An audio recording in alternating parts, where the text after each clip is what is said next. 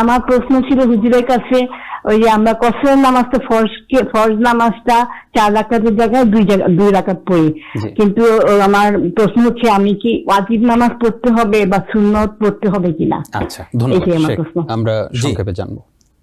নবী মোহাম্মদ রাসূলুল্লাহ সাল্লাল্লাহু আলাইহি সাল্লাম তিনি সফরে গেলে তিনি ফরজটাই শুধু পড়তেন। 4 রাকাত ফরজকে কসর করতেন যেমনটা তিনি বলেছেন। জি। সুন্নত পড়তেন না। যদি কেউ সুযোগ পায় তাহলে তিনি নফল পড়বেন, আর যদি কেউ ইচ্ছা করে সুন্নত পড়েও সেটা নফল হয়ে যাবে, সুন্নত আর থাকবে না। তবে দুটো জিনিস তিনি বাদ দিতেন না, একটা হলো ফজরের সুন্নত আর একটা হলো উইতের। ওয়াজিব তো শুধু উইতেরটাই, জি জি তো উইতেরটা পড়া লাগবে।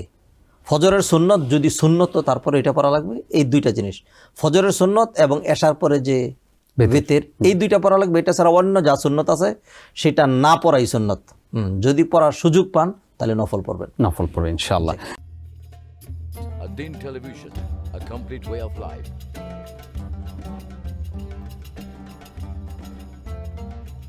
প্রিয় দর্শক, ধন্যবাদ ad-Din-এর সাথে থাকার জন্য।